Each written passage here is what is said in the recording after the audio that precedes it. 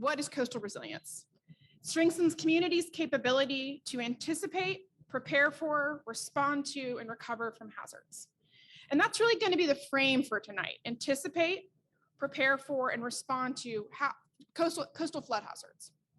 And then the second part is minimizing damage, social well-being, et cetera. So how do we anticipate, prepare for, and respond to flood hazards?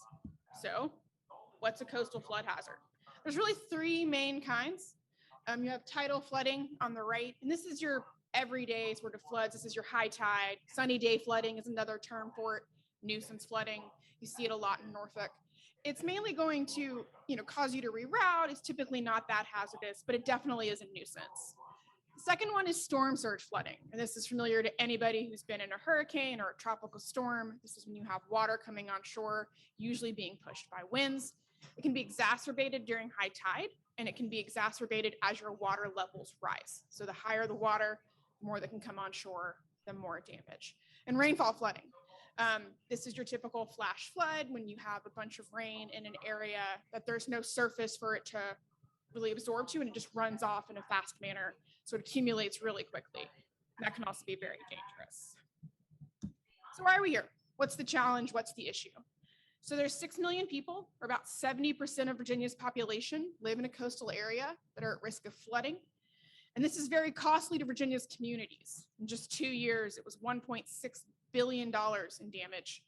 And we also have the highest rate of sea level rise in the East Coast. So the problem is also literally coming closer to our front door here, further endangering properties and people. So what's driving this? There's a couple different causes. One, as I mentioned, rising seas. So the sea level is increasing. This means we will have higher low tides, higher high tides, more nuisance flooding, sinking land. So water's coming, pushing land down, gives more room for the water to run. Changing weather patterns and severe storms. So we are seeing more rainstorms, so more frequently with more water. And then construction. And what this really causes is it means you have more people in the way of the water, which we do support responsible development. And also you have impervious surface, a surface that the rain cannot go through. It's going to collect and run off. So think roads, think sidewalks. So you have more people. So we are here. This is Virginia Beach. This is a lot of information on a slide, but I'm going to briefly talk you through it. So in 2020, I think my arrow, nope, I don't have a cursor. So the red arrow is literally you are here. And this is going to be the change in water events. So the dark blue is your mean low water, mean high water. And then as you get into the light green, this is a 500-year flood event. So we talk about these terms, and it's the likelihood you will experience a flood or a storm of this magnitude. In theory, that's only once every 500 years. These are your monster storms. You shouldn't see them very often. Now, perhaps you have heard the term, there's been 2 100-year floods recently. So in the Midwest, you've heard, this is a 100-year flood, but we've had 3 in a row. And that's talking about the magnitude of the storm, and that typically you only see those every 100 years, and we are seeing them more often. So in 2060, you can see the water getting a little closer to where we are. But the really big point of these graphs is as we go from 2020 to 2060, is that we will have more people dealing with more water more often. That's the punchline here. We're going to see a slightly different version of this. This is talking about community exposures. These are your community assets. These are your homes. These are your businesses. These are local government. Again, 2020, you see where the arrow, the darker the orange, the more assets you have that are threatened by coastal issues. And so it gets a lot closer here in 2060. You can see a lot more dark orange. It's going to be possibly be exposed to water. More people, more water, more often. That's going to be the change. So these are maps. We talk in 20 and 40 years. What does this actually mean in terms of numbers? So for Virginia Beach, the next 40 years, coastal flooding may impact about 100,000 more people, about 36,000 more buildings, and about 2,700 more acres of land. So the more acres of land one is a tough one to imagine. So the unit I'm using for this is Norfolk Naval Station is 3,400 acres. So doing some rapid math here, it's like 7 times the area of Norfolk Naval Station that will be now exposed to flooding. So pretty significant area exposed to flooding. And we talk here about buildings and numbers and acreage, but we have been reminded this month and the past month that flooding and coastal issues damage people and they damage communities. In the past 3 to 4 weeks, we have seen communities in Tennessee and in Louisiana and up and down the eastern seaboard from Maryland to New York deal with the very real catastrophic and at times fatal impacts of coastal flooding. So we can talk about the numbers, but what we don't want to lose sight of in this process really is the people and the communities that it's impacting. Okay, so the next part of the conversation is actually the interactive part of this conversation. So we really want to hear from you all, how is flooding impacting your community? What does this look like? So there's 3 slides of questions. This is the first. And what I'll do is I will ask for community input in the room, and then Miriam is going to man the Zoom, assuming that's working, to see if we have any questions. So the big question we're trying to figure out right now is actually, what does flooding look like in your community? So we have models, we have data that give us a sense of what it looks like, but would love to hear from you all. What does it look like? Is it standing water every so often? Is it coastal issues? What's happening? What's brought you all here tonight in terms of concerns on coastal flooding? You takers. See a mask coming off. Yes, sir, you. Okay, so you'll hear me repeat the comments for people on Zoom because we want to make sure that we can get participation virtually. So what we're hearing from someone in the audience is that it's an issue from rainfall and that where the water is supposed to run has been silted in, either the actual drainage or canal or back bay. So there's no place for the water to go when it rains. So that's the concern we're hearing in the audience right now. Other thoughts about what flooding looks like in your community? Other concerns you want to talk about? In the back. People yelling.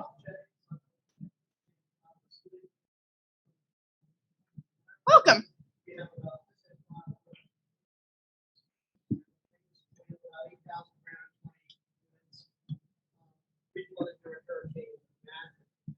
has a lot to do with rainfall, the rate of rainfall, how much rainfall falls in a short period of time. It doesn't run off as fast as it used to.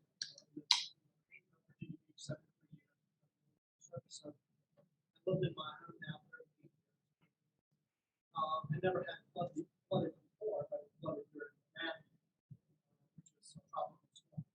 Ours looks like it's the rain. We have problems with the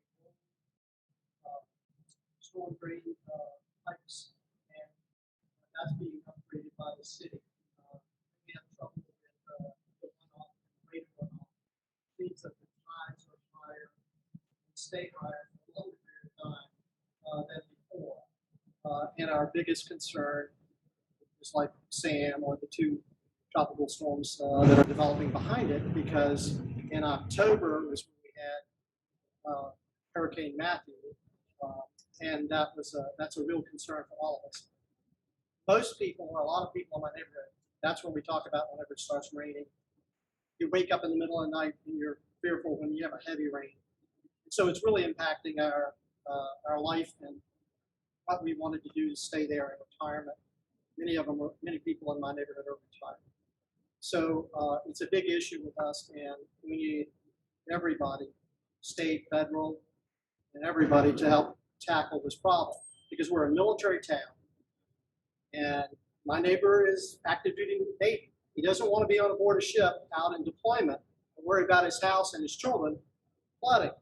And so we need to do something about it in the short term to give us options for the long term, because some areas are going to have to be retreated from. I realize that, because it is going to get higher and higher over time, maybe sooner than we think. But so great concern about storm surge and tidal surge on top of the storm surge. And I live in the middle of Virginia Beach. I'm not near the coast. Mm-hmm. Yeah.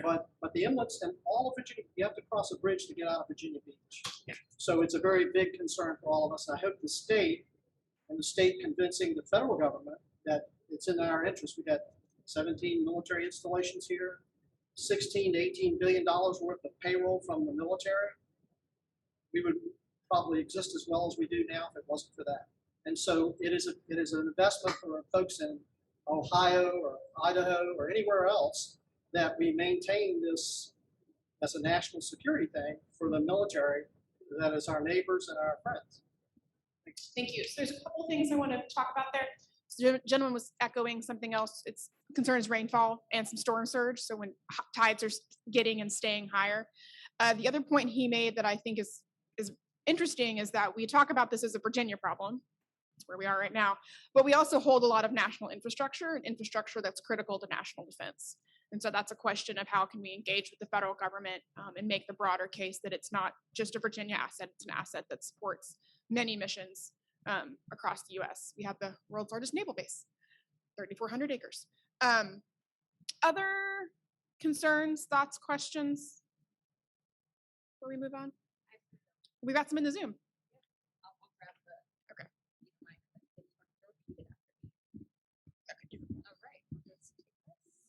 All right. Fantastic. A couple comments, including storm surge, high tide, excessive rain, as well as coastal erosion of local beaches on the bay and the rest of our beaches, in parentheses, Ocean Park resident. Protection of my coastal home / investment from future sea level rise impacts. Maintenance of piping in our neighborhood has been pretty good recently. So localized flooding is not as much of a nuisance, but what are the long-term strategies to avoid this becoming an issue? Thanks, Miriam. And that also brings up a sort of a bigger point that we are talking about, and we'll talk a little bit more about the end of this, is how do we navigate between some local issues like local stormwater runoff, and there's existing funds for that, with some of the bigger problems that really need a state look, right? We're trying to balance between ensuring that local communities are empowered to deal with some of their smaller problems and how we can use state resources or state insight to that to make sure it's working all around. All right, I'm gonna bounce you other questions. I'm gonna go to the next set of questions, which is really, so how does flooding impact you? So we've had several of these meetings, and sort of the frame I use for this is, has flooding caused you to have to reroute to go to work? Has it caused you to have to reroute to take kids to school, to access healthcare, to go to the grocery store? Sort of basic everyday things. Does it cause you to reroute? Does it affect your ability to get in and out of your neighborhood? So do you have points of safe egress, particularly in Virginia Beach, where you do have to cross a bridge to get out, making sure people can get out when it rains? So that's the questions now, is really how or if it affects your day-to-day life, your ability to get some things done. Is that affecting people here? Seeing some actually shaking heads. I got a hand up in the back. In our community, the sewage system, and especially during hurricane, well, it wasn't a hurricane, it was a storm at the time, Matthew. When the power goes off, I think it's approximately a third of the pump stations out of 400 to 600 pump stations or something. They have sewer pump stations. Sewer systems in the city of Virginia Beach is a closed, separate system. When they lose power, they can't pump the water out. And so the water backs up into your home and into your toilet and then overflows into your house, which did happen. And also, quite frequently when we have a severe rainstorm, not long ago, last year, I could not get into my house or get back. And that's off of Rosemont Road, main road here at Virginia Beach. And so I just wanted to mention that. And then, of course, during the storm, all our cars, they were parked as high as we could get them in our driveway up near the garage, flooded. And so they were totally destroyed. So it's definitely been here. And I would like to say also, I realized in other parts of Virginia, these rainstorms are affecting, like in Danville, where several people died. My son happened to be up there at the time from the flood. And it is a problem, a growing problem around the state and our neighbors in North Carolina and Maryland and everywhere else. And I do appreciate everyone and the state government starting to become much more actively involved in coming out. Thank you. So hearing that particularly during the storm Matthew, water was impacting cars and ability to get in and out of neighborhoods. Also, when the power shuts down, how does that impact sewage pumping stations, and people's ability to clear waste? So it is backing up into some homes. We also brought up the point that this is impacting other communities in Virginia that are not just coastal. And we are seeing this in Western Virginia. I mean, we saw it in Humphrey County, Tennessee about a month and a half ago, not near any ocean, but pretty catastrophic and fatal flooding. So it's impacting a lot more communities right now. Other question? Yeah, sir. The area that I described earlier Mhm. is probably 2 miles south of what he described. And we're not near the waterfront, the beach, okay? But the flooding, I got this oversized postcard, I'm assuming from you, your organization, that talked about a referendum that's going to be on our ballot. It's a big number. Yeah, so I will. So You're definitely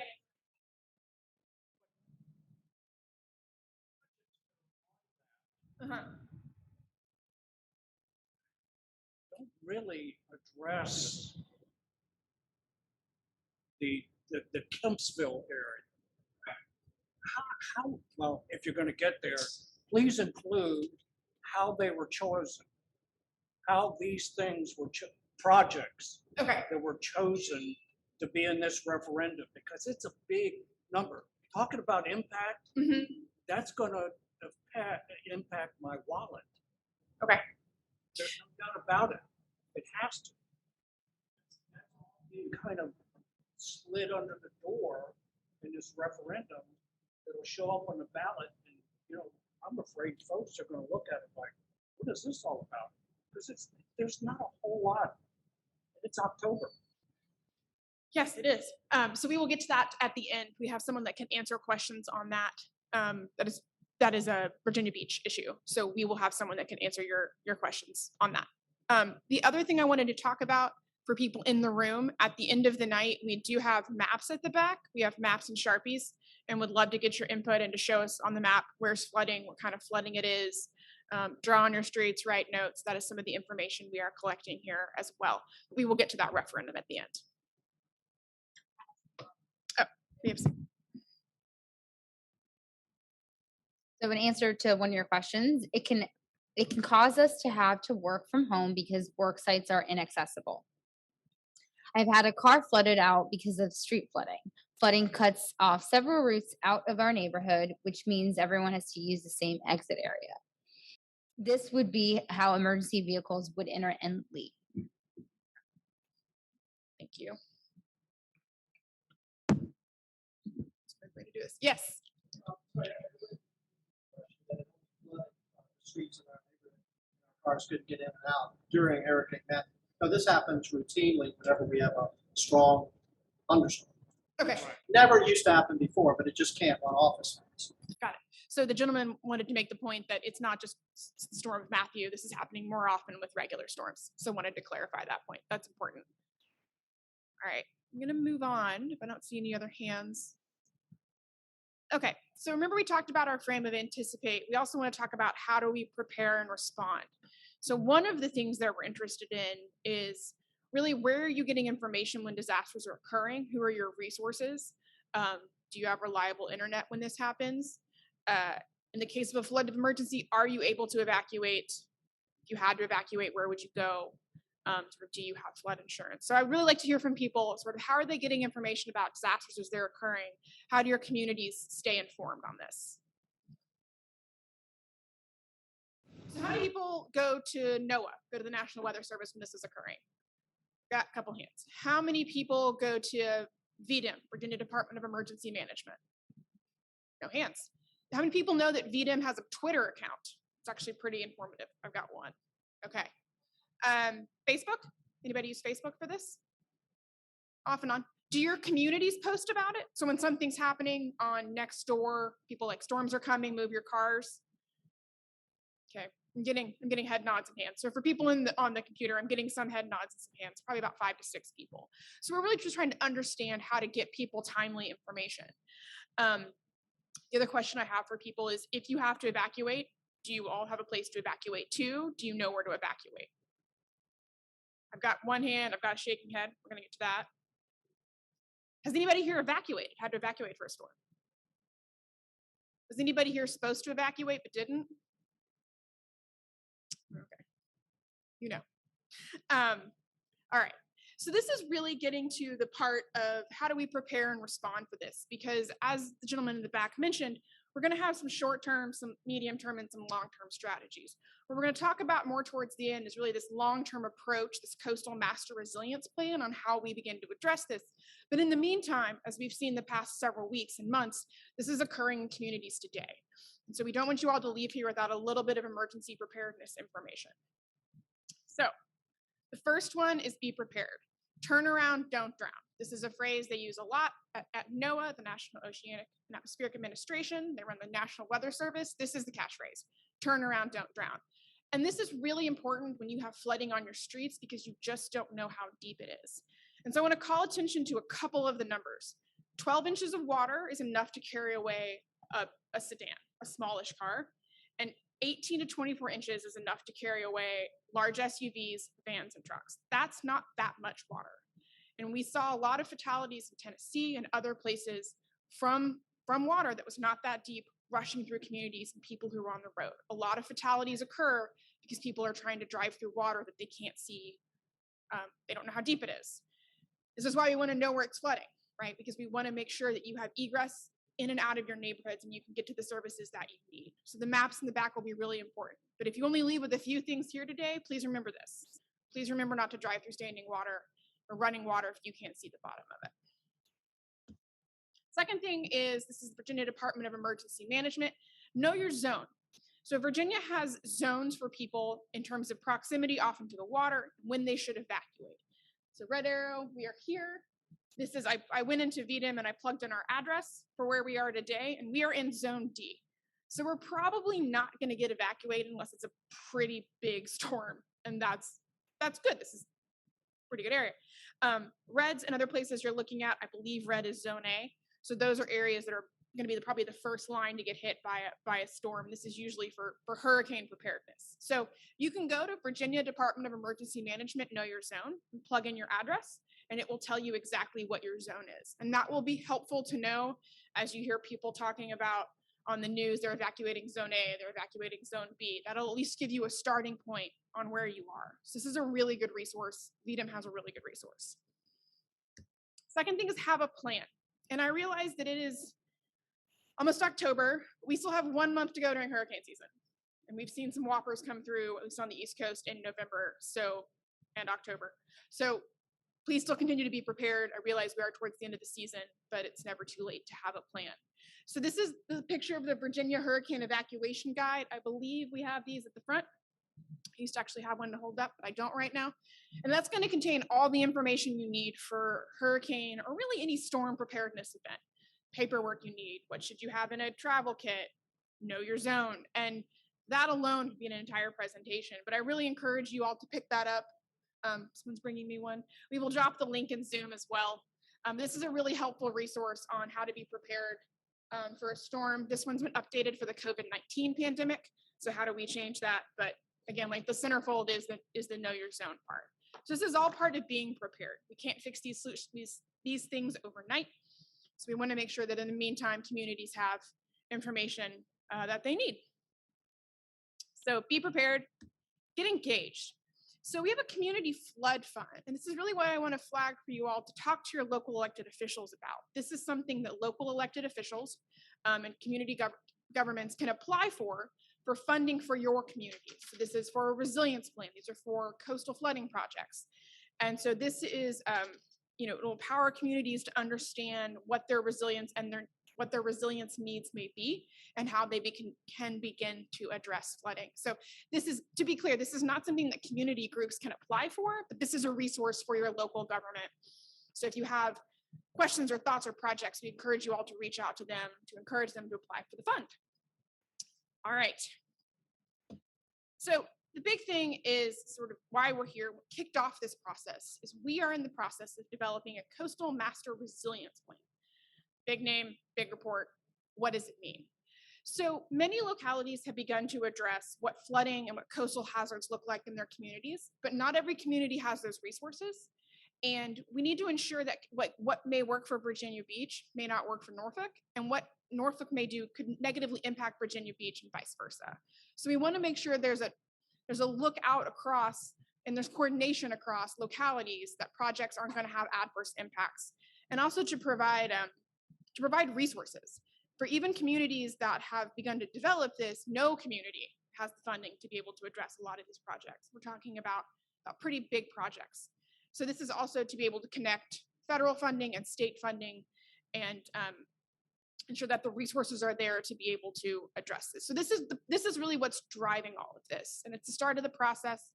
The report, first iteration of the master plan should come out in December, and it'll be the first round of projects. We're going through that right now. But what we're hoping to use this information for, from this community and others, is really to guide us towards next steps and ensure that we are addressing community needs somewhat in this iteration, but definitely moving forward, and to really start the conversation. This is the beginning of the conversation we're having with communities around coastal flooding. So be prepared, be engaged, and then follow along. So I mentioned the Virginia Department of Emergency Management. You don't have to have a Twitter account to be able to read their Twitter account, and they're pretty good on updating information. It's a really good resource. The National Weather Service has a field office. Can't remember where it is. So there's a local field office for us, but National Weather Service obviously is the standard for understanding weather coming in. So it's great to see a lot of heads nod on that. They also have a lot of information on Weather Ready Nation, Weather Ready Communities. So that's very helpful. You can follow us as we update the plan and as we do more activities. And the Department of Conservation and Recreation is also engaged in this, and they will be the ones really taking over the mantle of this come January and February. Last is our website, and you can email any questions you have, to this address right here. I want to reiterate that we have the emergency management guides in the back. We'll have that link online. This presentation will be posted online. And again, for those of you in the room, there are maps in the back to address things. So that is the end of my conversation. We do have the Deputy City Manager here, Ron, who's going to talk a little bit more about the referendum and provide some information on that. And then we'll run a big Q&A for everything. So there you go.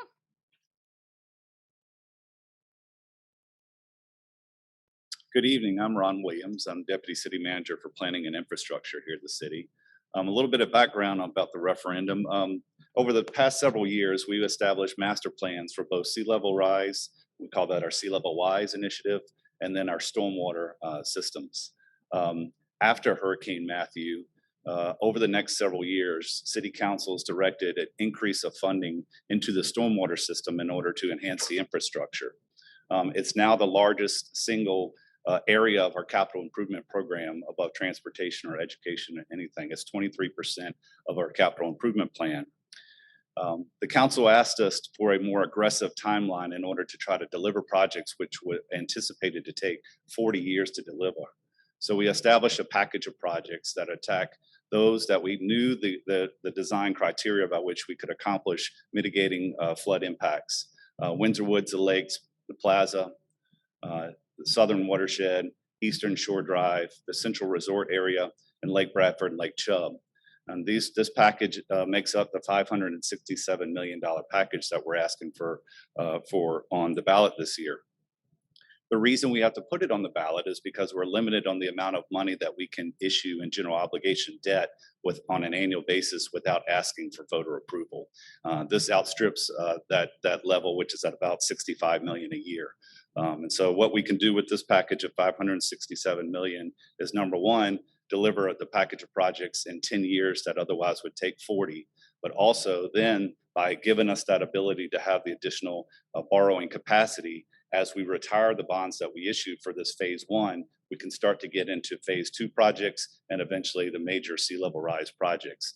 our overall identified needs are somewhere in the $3 billion range for the city.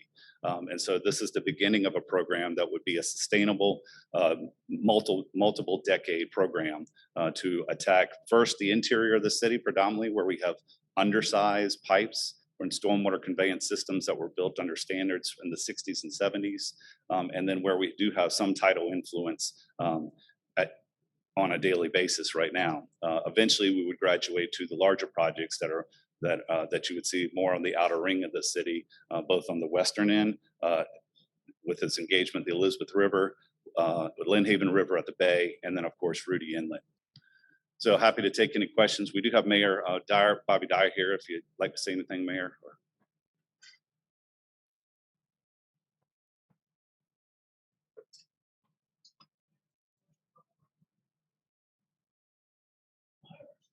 Said it earlier, I thought this was going to be on the ballot in November. Is that?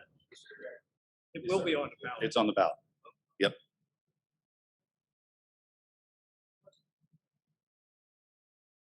Hey, I just want to thank everybody for coming here and participating, especially the folks online. And when we talk about the necessity of, really dealing with this aggressively, it really can't be underscored. When Hurricane Matthew came and really blindsided us, and it made us acutely aware of a major problem that we had that, quite frankly, we may not have recognized at the time, but we do now. And when we say about when going around and seeing the homes that were affected and the disruption of lives, three things I really need folks to take into consideration. Number one, the people that live in the neighborhoods that are affected. It's a quality of life for them. Now, some people may say, well, listen, I live in a neighborhood, it really doesn't flood. But if it affects the roads and affects your business and affects your commerce and affects your fellow Virginia Beach folks' quality of life.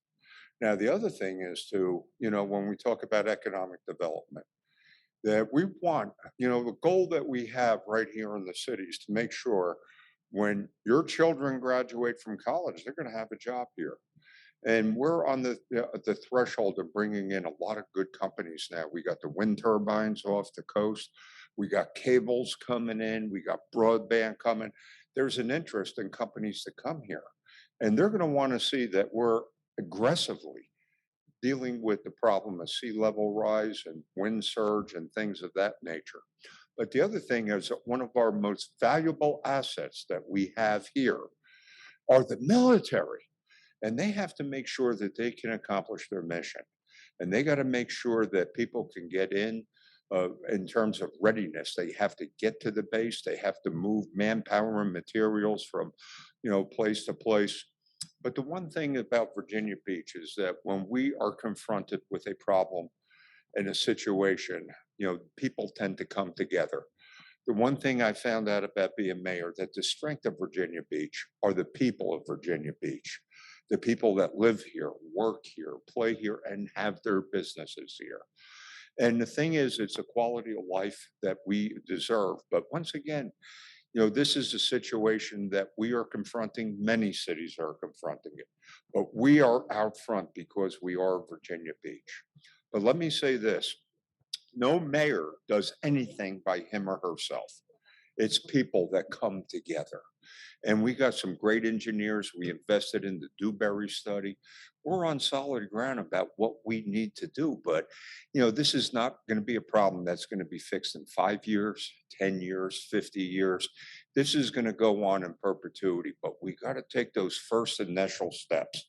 So I can tell you that I'm going to be supporting this, and, it's going to raise taxes a few cents, but something, is it going to be worth it? Is it going to make Virginia Beach better and strong? You betcha. Thank you all for your participation. Thank you. Yes, sir. Okay. That was a wonderful set of presentations that the city did. They went around, I think it was 6 high schools that ODU and Dewberry went around. That was a wonderful education process. And I personally learned that there was a a means of getting connected to the right people in the city, especially with pictures. It seemed like back then, this was May 2019, Kempsville High School specifically that I attended, and the folks there, the representatives from ODU and Dewberry, were not connected to Windsor Woods or Bellamy Manor Estates or Hialeah Arch. Every house in that arch got 2 feet of water from Matthew, plus sewage because the pump station. Is that still a viable connection now? I see Dewberry put out in February the final report. Have they? Well, as far as I know, we are proceeding in a very aggressive way to take all the information and data and the situations. You know, we're showing pictures of people that were really adversely affected. Now, until last year, I was a home care physical therapist, and I was all over. And somebody at Lynn Haven Colony was showing me pictures of total immersion. I would go out to Pungo and see Blue Pete's restaurant totally immersed in water and things of that nature. So I really got a firsthand look. But I can tell you that between Ron and the city manager and the city's commitment towards this, you know, once again, we're asking for a bond referendum because we want to accelerate the process and to really get it going in a stronger, more robust way. And to do that, we're going to have to make all those different connections. And I tell you what, we're working with other cities. We're working with institutes of higher learning. We're trying to learn best practices from other parts of the country and other countries. And one of the ways that we could do this is it's an education process. And I can tell you, I just went to the Princess Anne Middle School that is getting ready to open, and they have a green roof up there and water retention, big tanks for that. You know, so we're starting to take this very seriously, and we have been working diligently. But right now, we're ready to take it to the next level. And you know, you got to remember two things. Virginia Beach is an aging city, both in terms of infrastructure and us baby boomers from the 50s. I remember Leave It to Beaver on first run, but we're starting to age a bit in terms of people. And then we have, you know, other road projects and bridges, and we got $3 billion in school modernization and replacement we're looking at. So we have to bring in those new revenue streams. But the other thing is we have to take care of the priorities. The priorities, number one priority on city council is stormwater and flooding and things of that nature. Public safety, schools, and the other things, public services, garbage pickup, making sure when you call 911, somebody's there. Running a city is a 24/7 operation. But once again, we're here to really make those connections that you're talking about and to explain why we're making the ask and hopefully making some good sense doing it. Size postcard. I wouldn't have even known about this meeting. I mean, I don't I live in a community for 35 years, but it's the education thing that I'm after. This referendum that's going to be on the ballot. Yes. Do you think people without any knowledge? I mean, you look at it and say, I don't see anything for me. And I think that's part of the education, sir. What's your name, sir? What's your first name? Diener. I go by Bobby. Okay, I'm only mayor on Tuesdays. But one of the reasons I'm here is that this is part of an initiative. Now, one thing that we found out that is difficult in a city is commuting with people because everybody communicates different. I just turned 71 last year, and I want my beeper back, you know, from the old days. But a lot of people, a lot of kids are on social media and things. There's so many different platforms out of there. We're trying to use, Delcino is trying to use as many methods as possible to get the word out. And I think, and here today is a start. But once again, we got from now until November, and we're going to make every effort that weekend to get the word out. Back in 2019. Well, I'll tell you what, we're gonna do whatever it takes to get, yep, Presentation material, walk around. yep. That was. I'll tell you what, things are gonna be in the works. The journey of 1,000 miles begins with the first step. We're here and, I'm gonna be pretty active and I think council members are gonna be pretty active. And I'll tell you what, we have a magnificent staff that is gonna bring this home. We're gonna be like Larry the Cable Guy, get her done, okay? Hey, thank you all very much. Thanks again for being here. Thank you. Are there other questions on referendum that someone else can answer, or just broader coastal flooding questions in the back? Okay. So you're from people that why does it cost so much, and why can't you take it out of another part of the budget? And I got a couple more. So, yeah, and I think they also have a comment in the chat. We'll want to read it.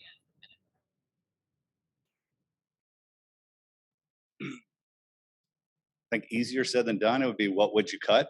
That would be the question back. And this amount of money certainly is significant, but it's significant infrastructure.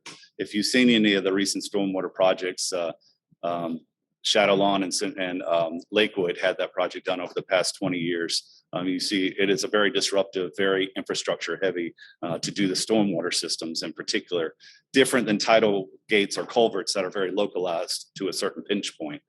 So that's predominantly the cost associated with. You'll see several projects in there that are roadway projects that are elevating roads or building major bridges with floodgates as well. So that's a lot of the cost there. So the details are online for each of the projects. There's video overview and project specifics, and that's www.vb.gov/.com/the ripple effect or ripple effect.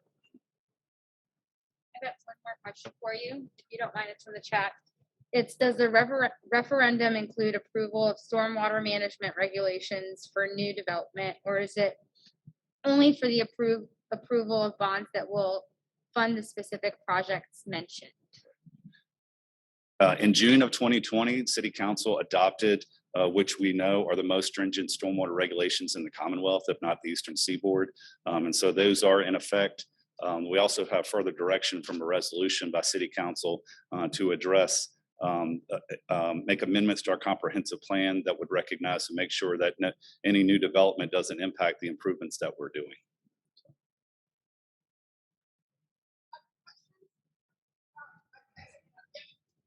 Yeah, my name's Joe Camarda. I'm also similarly located east of the Bellamy Manor, Kempsville area.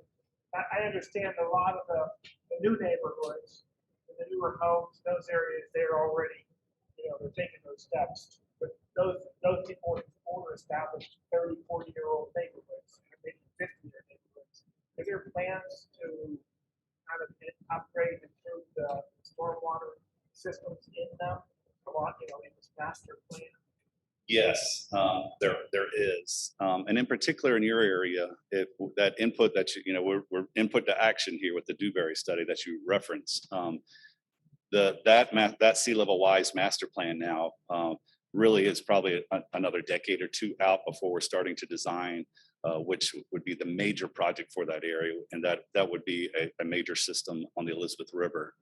So that takes coordination between 3 localities and the Army Corps of Engineers to pull that off. But that's in that master plan, and that's the best impact that we can help that watershed in the Kempsville area is that project that's identified in that plan.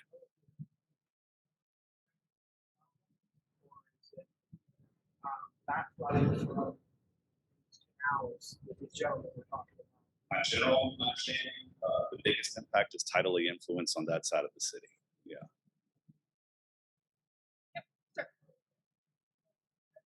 The gentleman mentioned the different engineers, Dewberry, and Michael Baker, and folks that came around at the different meetings.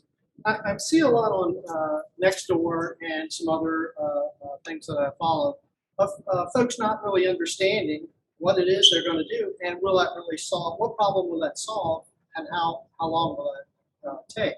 And so I'm wondering if if you could have another meeting with some of the engineers and folks to explain to us or to the community, and if you get participation.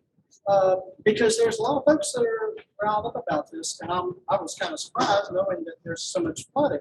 Even people that live in the neighborhood and who have experience in flooding are saying no to this. Sure. But if they could explain to us, because people come up with ideas like, oh, just dig it deeper, not realizing that the water will just come in from the ocean if it's fed by tidal. So we have a series of community meetings, both virtual and in person, that start Thursday evening this week. The first one, in-person one, is at Building 19 at 6 o'clock at the Municipal Center. And then also on the website there for the ripple effect, you'll see where the other meetings are. We will have about 2 a week from now till November. Even one on Saturday, and there are different times of the day, so lunch and learn type of scenarios, so people can pick what time work for them. They're starting to be populated of the location and the address to register for that now on the website. Engineers and folks there that we deal Yes, with, yeah. that will help to explain this. Yes. One other quick thing, there's the documentary Tidewater. My understanding was the city of Virginia Beach has a license to show that.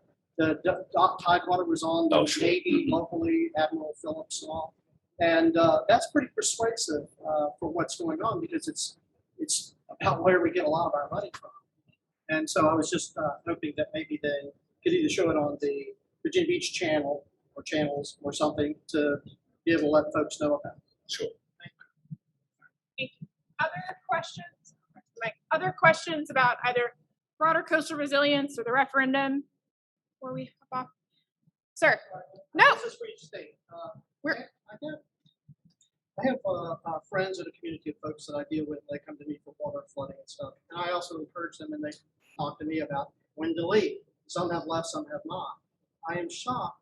It just surprises me that folks that have flooded before or whatever will not leave if a hurricane comes. And you know, I mean, one of my friends, she's 90 years old. She put the last storm we had, she put a blanket in the closet, went in the closet. Her husband's passed away. And then many other younger folks, they're going to defend their home. I don't understand. I mean, I think we need to put some effort into the psychology and all that of what we need to do, because there's about 1.8 million people in Hampton Roads. Mhm. Our evacuation route is part of North Carolina's evacuation route. Add those folks to it. Once we get on the interstate, we're going to have 6 lanes, I guess, on 64, 58, and 460 to at least get in on enough, because this area could be severely flooded. So the question you heard in the back is actually one that I do want to address, which is, what do we do about people who've been flooded before who don't evacuate? And this is a really big question. This is bigger than Virginia. This is bigger than a lot of things. It's a question of, how do we effectively communicate threats and concerns to people for oncoming events? We saw this happen.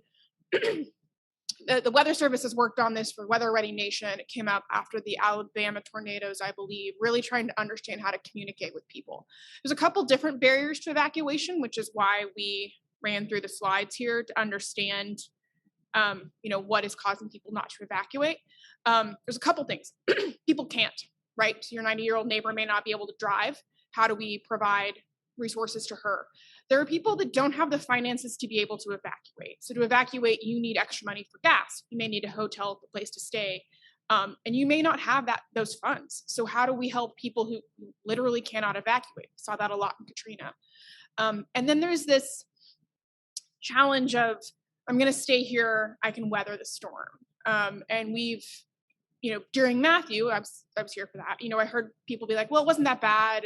And I heard from people who were here during Isabel, and like, well, we were without power for a couple weeks, but it wasn't that bad. We were out running water for a couple weeks. It wasn't that bad.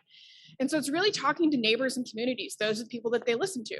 So we can talk about the importance of evacuation, and we can provide education on turn around, don't drown, have a plan, resources, ensuring that shelters can take pets. That's one of the things we heard after Katrina.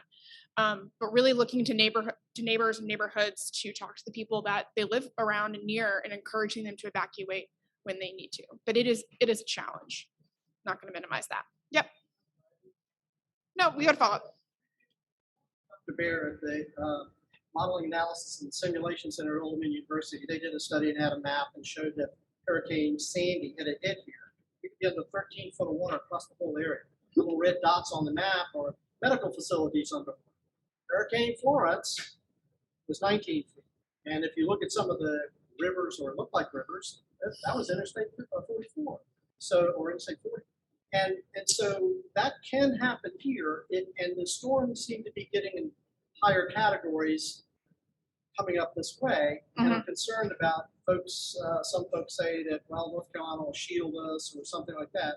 That there is a time when we do have to evacuate, or those that are left can go to high-rise buildings, because it would be a devastating event. And I'm just hoping that, because I just see the system getting worse and worse with the weather and the temperature of the water and the energy that's built up. So it's not like some, I mean, I've been here 73 years, so I can weather some of those storms, which I did. But I know that this is changing. It's not like it was in the past, and I have to adapt to that.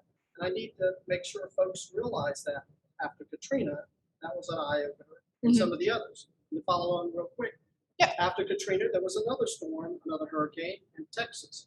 One of my neighbors happened to live there, and they got in their car after learning about Katrina, got on the interstate, and they got stopped on the interstate and weathered out a hurricane on the interstate along with everyone else because of broke down cars.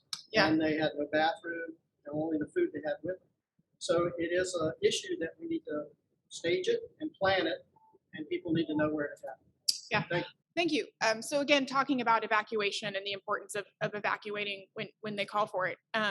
You know, I've done a couple of these now, and I tend to ask the question of people have evacuated. Some people say yes. And when I ask the question, like, who should have evacuated but didn't, and it's like a lot of eyes down at the floor. And so that is part of this, is understanding that. The Virginia Department of Emergency Management, we will relay those concerns to them. They are the ones that would run that and would call that and are experts on that situation. But you are right. We have seen storms like Sandy, like Harvey, that are just unlike things that we have seen before. And so sort of with new and different things, we're going to need new and different solutions. And it really gets back to the point I made at the beginning, sort of sums up all of this, is it's more people dealing with more water more often. So we're going to need new and bigger solutions to be able to deal with that. So thank you for that. Other questions, comments, concerns? All right, for those of you in the room, I really would encourage you to go back to the maps and show us where flooding is occurring, write notes, draw pictures. It's very helpful to us. For those of you on Zoom, thank you for joining us tonight. We've dumped we put a few links in the chat. One, the links to VDEM's work, Coastal Master Plan, Deputy City Manager. We did the URL for information around the referendum that was spoken about today. And you can access this information from our website as well. So really appreciate all of you coming out tonight. And if you have any further questions, feel free to follow up via email. I will also be in the back of the room. So thank you all. Appreciate it.